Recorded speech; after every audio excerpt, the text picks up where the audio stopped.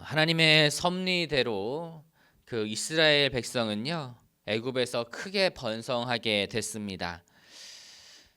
그런데 하나님께서는 이스라엘 백성을 그 애굽에서 정착시키려고 하시지는 않았어요. 가나안 땅으로 인도할 계획을 가지고 계셨습니다. 애굽 땅에서는 이제 중간 단계로 번성할 수 있는 그러한 계기를 마련하셨던 거예요. 우리 18절과 19절 말씀 같이 보시겠습니다. 18절과 19절입니다. 시작. 요셉을 알지 못하는 새 임금이 애굽 왕위에 오르매 그가 우리 족속들에게 교활한 방법을 써서 조상들을 괴롭게 하여 그 어린 아이들을 내버려 살지 못하게 하려 할세.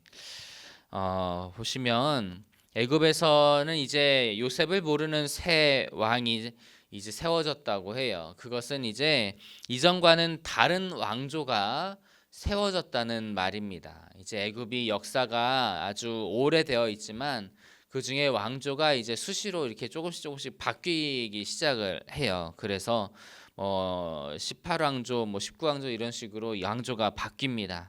이게 왕조가 바뀐 거예요. 그러다 보니까 이제 그 새 왕조는 이제 전혀 다른 그러한 노선을 타게 됩니다.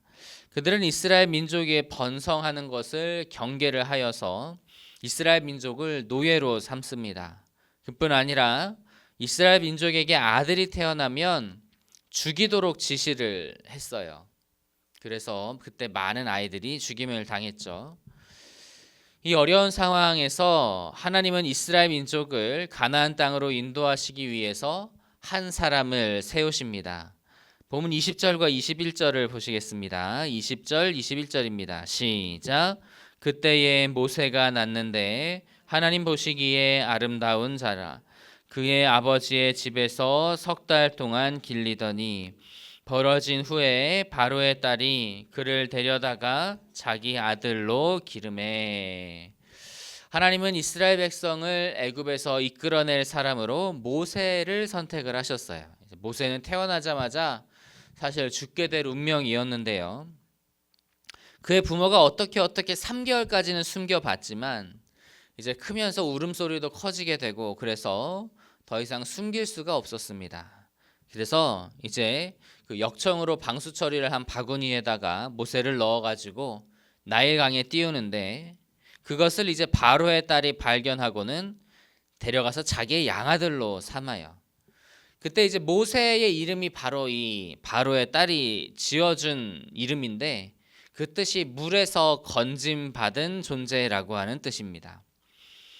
하나님은 모세를 이제 바로의 공주를 통해서 죽을 운명에서 건지셨어요.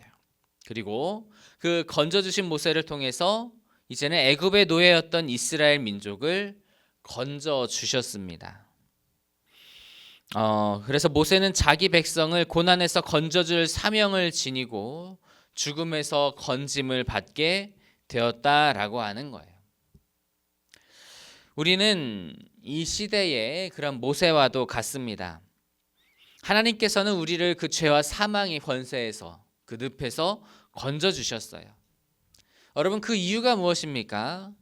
첫째로는 우리를 너무나도 사랑하셨기 때문이고, 둘째로는 아직도 죄와 사망의 권세 아래에 있는 사람들을 향하여 복음을 전하기 위해서 우리를 구원해 내신 줄로 믿습니다. 그래서 구세군의 창시자 윌리엄 부스는요, 이렇게 말을 남겼어요. 그리스도인은 구원하기 위해 구원받은 존재이다. 하나님께서는 우리를 죄와 사망의 그러한 운명에서 건지시면서 우리 이웃에게 복음을 통해 그들을 건질 사명 또한 그 사명을 우리에게 주셨다라고 하는 것을 우리는 기억해야 할 것입니다.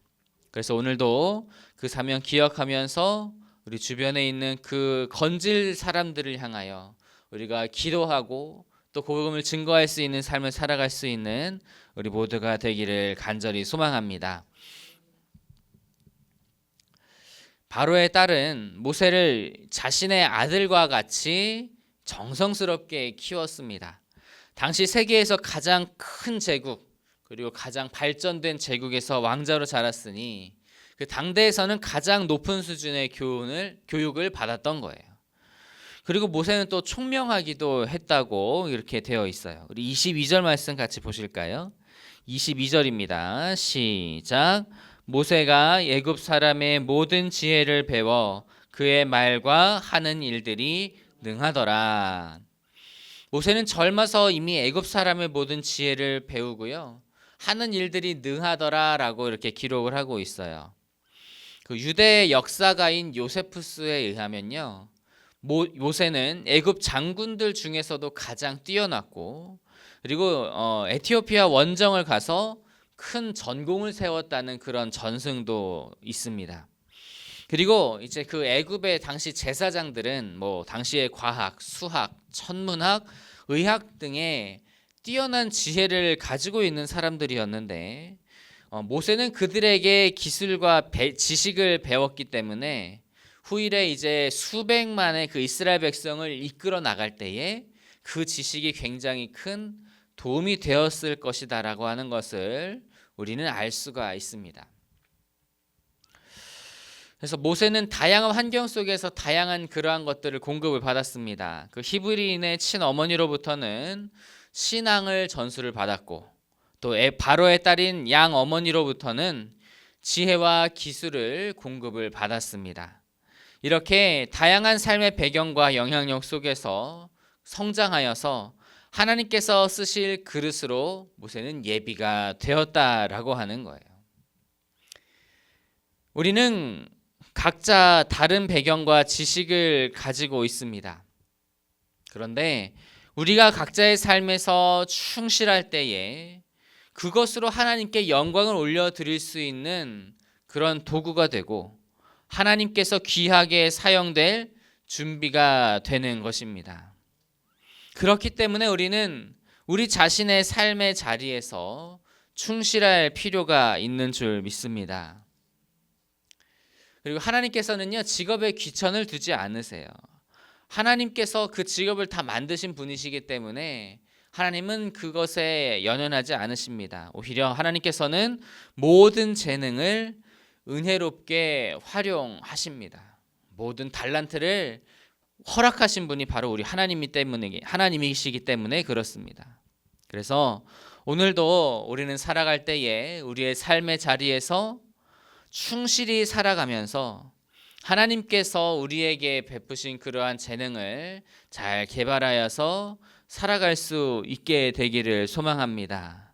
우리가 그렇게 하나하나 충실히 나아가고 하나하나 우리의 모습들을 개발하고 이렇게 나아갈 때에 하나님께서 필요하실 때에 복되게 사용하실 귀한 그릇으로 도구로 만들어지게 될 줄로 믿습니다. 오늘도 그렇게 만들어져 가는 저 여러분 다 되시기를 주님의 이름으로 축복합니다.